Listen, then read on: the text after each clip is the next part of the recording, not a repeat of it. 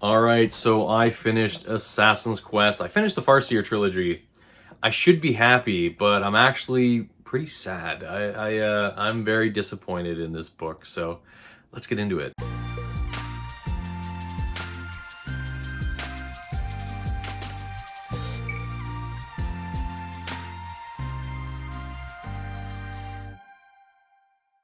Thank you to my patrons for supporting the channel and making it the best it can be. Hey guys, welcome back. It's Dan here with TreeBeard Book Reviews. So I'm going to be doing a spoiler-free review today of Assassin's Quest, the third book in the Farseer trilogy by Robin Hobb. So I'm going to try and keep this spoiler-free, but there probably will be some minor spoilers for Assassin's Apprentice and Royal Assassin. So if you haven't read those, just be wary that there might be some spoilers there.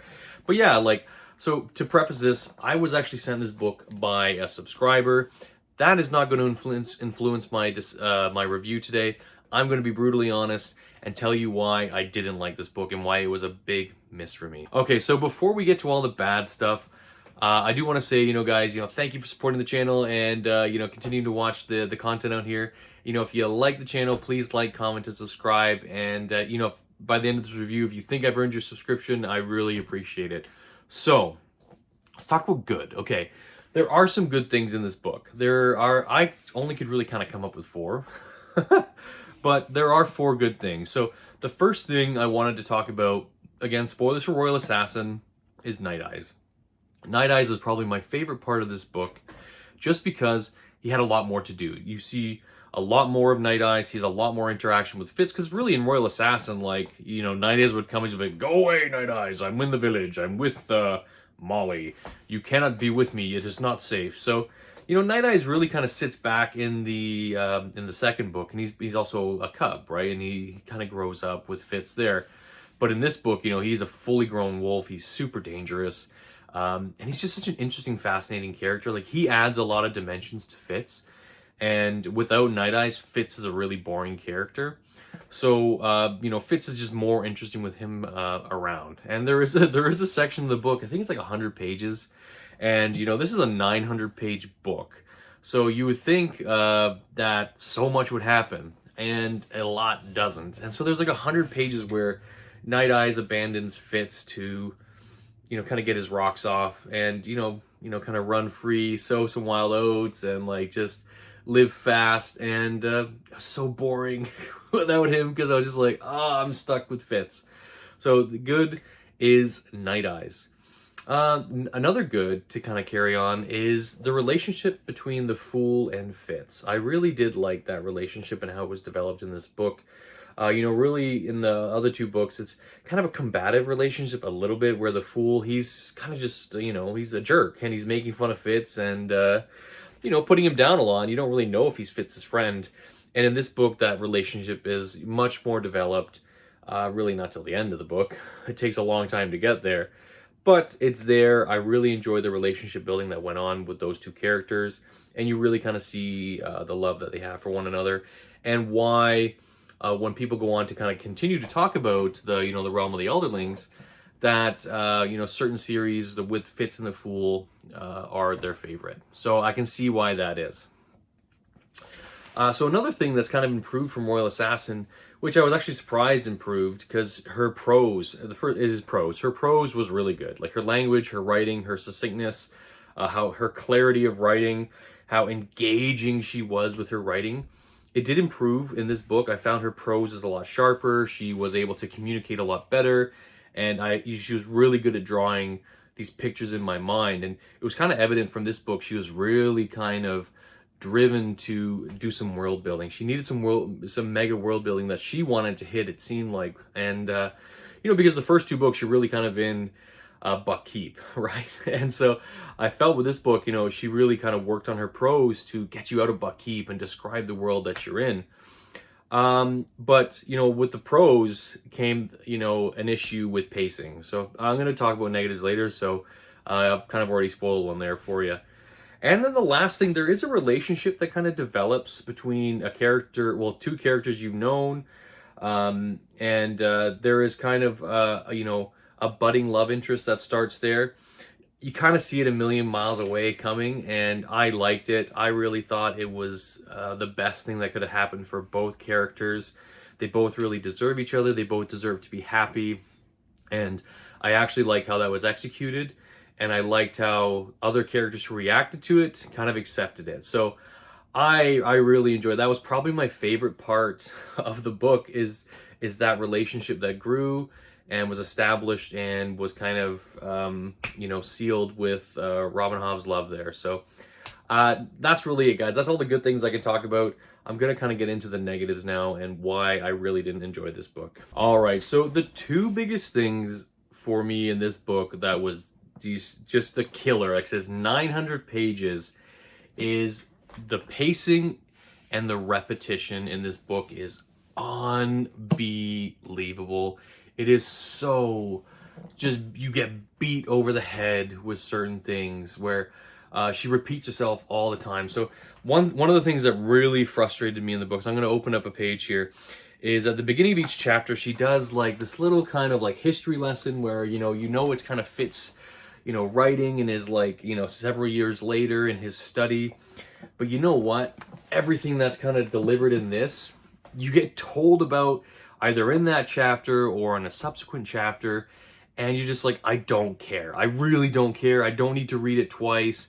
Yes, it was written beautifully the first time, and then you kind of, there was so much like tell and not show in this book, and that stuff killed me. I think by like chapter 20, I was like, bugger this for a lark.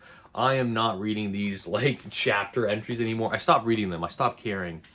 And I think that's like a bit of a big miss where she lost me. I didn't look forward to starting a new chapter because I had to read this just kind of not nonsense, but just this repetition that that just kept droning on. I was just like this droning whine that was there with these first lines on the chapter. Again, and the pacing, like this book had terrible pacing. It's really up and down. Like she uses so many plot devices again. I don't know how many times Fitz got captured in this series, or well, in this book, like let alone like I think I counted 3 times where Fitz got captured, and literally by like the second time I almost DNF'd it. Like I was like, I hate this. I hate reused like plot lines in the same book, and she did it 3 times, and I was just so fed up. And by the end of the book, I was kind of hate reading it a little bit, just because I was just sick of these rehashed plot lines and these plot devices that were just used. So that was another big miss for me. So I think the big thing too for this book is you really have to like Fitz as a character. If you don't like Fitz as a character, this book is going to fall down for you. And I've kind of realized I don't like Fitz. Fitz is not my favorite character. I think he's boring. I think he's a bit stupid. And I feel like whenever Fitz is going to do something, he's going to fail. I just feel like he's going to fail, and the guy's just like a walking mess up, right? So I really don't enjoy Fitz as a character, and maybe that's why I should maybe continue the series, but I'm going to continue. I am going to continue the series, but I just don't like Fitz as a character. And this book really reminded me of Kingdoms of Death by Christopher Rocchio, where that is told in first-person point of view, where Hadrian Marlowe, the character by Christopher Rocchio, is kind of in a similar situation with Fitz, where he's by himself. And the character either has to stand and fall based on your love of that character. And luckily with Christopher's book, I love Hadrian Marlowe, and I by the end of the book, I loved him even more. So this one, I liked Fitz in Royal Assassin. I was interested in Fitz, but this one just kind of hammered home that maybe I don't like this character. So yeah, Fitz, you really have to like Fitz, I feel, to enjoy this book, because it was just too much. So then the next thing that I didn't like was the removal of characters that I loved in the first 2 books, and then the addition of characters that I don't like. So, you get a lot less Shade, Burrich, Patience, Ketrican, Verity. These are all the characters I loved, and I think why I liked Fitz is because he was surrounded by these supporting characters. And I loved her character development and writing of these characters. And when they were removed, Fitz fell down. Like I didn't like Fitz as a character. So the removal of those characters just really affected the story for me. Like they're still in it, but like not much and not enough to keep me interested. And so then she added 2 other characters I'm not going to mention their names. They kind of come in really in like the last 2/3 of the book, and they kind of harp on Fitz a lot, right? One, over sexualizes Fitz, where every single woman, it seems like, just wants to jump in the sack with Fitz, which is like such a wish fulfillment thing. And I don't know what Robin Hobb was trying to do here. And it's just like, I didn't like it. I didn't like, so he would turn this character down and they'd still be like all over him, like, take the hint. And it was weird. And then this other character who was like more of like kind of a wizened character who was gonna impart knowledge to Fitz. Like, I didn't like that. She would berate him for doing something stupid, but then withhold that knowledge to make him act smarter. So it was just like, don't you do that, but I'm not gonna tell you why you shouldn't do it. And it's just like, that's stupid. I really don't like that. I just feel unfulfilled with these characters you made, Robin Hobb. All right, so again, I did talk about it, like overuse of plot devices, like Fitz being captured, the amount of tea gathering and hunting and walking and healing and getting wounded and healing. I just wanted to I literally wanted to rip pages out of the book. I was so annoyed, and this is a beautiful edition. This is a beautiful copy. And I was just ready to throw it at certain points where I was like, I hate this book. This book really just, I don't know why I didn't DNF it. I mean, I didn't DNF it because it was bought for me by a subscriber. So I will kind of commit to those reads. But yeah, the juice really wasn't worth the squeeze on this one for the amount of pages in it. Okay, so there are a few more things. I do have some more negatives. So let's kind of get to those. Let's get really kind of talk about the ending. It's going to be, again, spoiler free, but with a book this big, 900 pages, and then you would think that, okay, she's going to really build it up, it's going to be fulfilling, and it's going to, just, have this beautiful, smooth, 150 page transition to the end that just tells you everything you want to know from the last two books. No, she doesn't. It's 600 pages of boring, and then 200 pages of kind of climax, but not really explaining the ending. And then it's 2 chapters where boom, boom, boom, wrap everything up, Deus Ex Machina. And that's what it really felt like. A Deus Ex Machina where, God from the Machine, where something just kind of unrealistic happens and it's kind of solved in a really kind of silly way or way that's not believable. And it helps the mission in the end. So yeah, I really didn't like that. The ending of this book really, really was terrible for how long this book was, and it was just unfulfilling, unsatisfying. And that 700 page journey up to that end, the last part of the book just wasn't worth it for me. And I also want to speak about some of the villains. The villains they kind of really fell off in the end. Especially the big bad villain. We know Regal is the big bad villain from Royal Assassin, carries forward into this book. I just thought his ending was really unsatisfactory, and that really actually kind of came down to her explanation and uses of the skill. I found the skill is just such a loosey-goosey magic system that literally makes zero sense. It's just impossibly loose. It's one of those magic systems where I don't understand it. I still don't understand it. Characters would be, I'm drained of skill, I can't do anything, and then next minute they'd be skilling their their brains out. They'd be like, I cannot skill another thing, and they'd be like, skill. It's just oh my god, how is this so inconsistent? And it was just I was losing my mind in certain points of this book. I don't know what she tried to achieve with this book. I really think she tried to just do so much with world building that she just missed on everything else. Her prose was great, pacing was terrible. So I like I said, I think I had 10 reasons why I didn't like this book and why I just didn't enjoy it. It was honestly by the end I was kind of hate reading it.